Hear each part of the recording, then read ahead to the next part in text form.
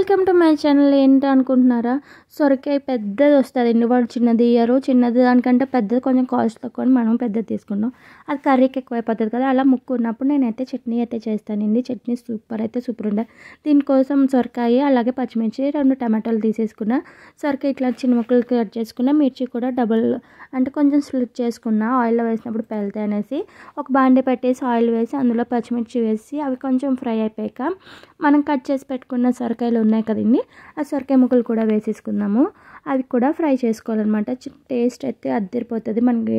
నేనైతే ఎక్కువ బ్రేక్ఫాస్ట్ చట్నీలాగే చేస్తాను. వెజిటేబుల్ అవి 2 in 1 అనమాట. అటు బ్రేక్ఫాస్ట్లో వేసుకోవచ్చు, టిఫిన్స్లో వేసుకోవచ్చు, లేదంటే ఇందులో రైస్లో వేసుకోవచ్చు. అవి మనం వేసిన సొరకాయలు మగ్గేలోపు టమాటో కూడా కట్ చేసి పక్కన పెట్టేసుకున్నాను. సో చూసారు కదా సొరకాయలు మగ్గుతున్నాయో లేదో అనేసి, అంటే ఉడికాయో లేదో అని చూడడానికి అవి కట్ అవుతాయి కదా, అప్పుడు తెలిసిపోతుంది. సో అలా చేసి కొంచెం మగ్గాలని చెప్పి కొంచెం మగ్గించేస్తున్నాను. అదైతే టేస్ట్ అదిరిపోతుందండి. మీరు కూడా ట్రై చేయండి. ఇంకా కొంచెం వెరైటీగా కూడా చేసుకోవచ్చు అనమాట. నేను ఒక రెసిపీ ఫాలో అవుతాను, మీరు ఒకటి ఫాలో అవుతారు. సో నేనైతే ఇది ఫాలో అవుతున్నా. ఇలా కొంచెం కుక్ అయిపోయాక టమాటో కూడా కట్ చేసిన టమాటో కూడా వేసుకుని అది కూడా బాగా మగ్గించుకోవాలి. టేస్ట్ అయితే అదిరిపోతుంది అనమాట. చాలా బాగుంటుంది. అది కొంచెం మగ్గాక సరిపడే ఉప్పు, అంటే మనం తినేటట్టు ఉండే ఉప్పు, మీరు ఎంత తింటే అంత అనమాట, తగినంత ఉప్పు అంటారు కదా, అట్లా వేసుకొని కొంచెం మిక్స్ చేసుకుంటే, అది సాల్ట్ వేయడం వల్ల ఏంటంటే మనకి కొంచెం త్వరగా కుక్ అవుతుంది. టమాటో కూడా బాగుంటుంది అనమాట మెత్తగా.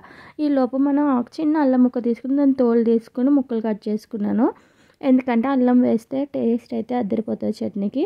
అది కొంచెం కుక్ అయ్యాక ఇప్పుడు మనం కట్ చేసి పెట్టుకున్న అల్లం ముక్కలు వేసుకుంటే, వెల్లుల్లి వేసుకోవచ్చు, లేదంటే లేదు.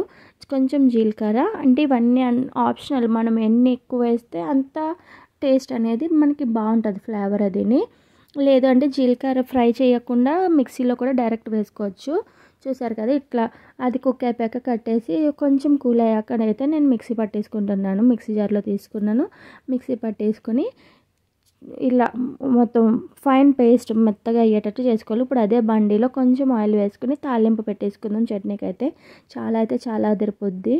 చట్నీ తాలింపు అంటే నార్మల్గా ఏముంటే ఆవాలు, పచ్చి శనగపప్పు, మినపప్పు వేసుకొని వేయించేసుకుని, అలాగే ఎండుమిర్చి, కొంచెం కరివేపాకు చిటపట అనేటప్పుడు కొంచెం చూసుకొని దూరంగా ఉండండి, మీద పడుతుంది, కాలుతుంది కూడా. సో అందులోనే నేను కొంచెం పసుపు వేసాను. పసుపు వేసి కొంచెం ఫ్రై చేసుకున్నాక మనం మిక్సీ పట్టుకున్న చట్నీ వేసి అది కొంచెం కలిపేసుకుని ఆ మిక్సీ జార్లో కూడా వాటర్ వేసి, మనం అయితే వదలం కదా, లాస్ట్లో కూడా ఎవరికి వదలం. సో వాటర్ వేసి ఇందులోనే కుక్ చేసుకుని ఒక 5 minutes లో ఫ్లేమ్లో కుక్ చేసుకుంటే అయితే టేస్ట్ అదిరిపోద్ది. ఓన్లీ ట్యాంపరింగ్ అంటే తాలింపు వేసినట్టు కాకుండా ఇట్లా కుక్ చేసుకుంటే సూపర్ అంటే సూపర్ ఉంటుంది.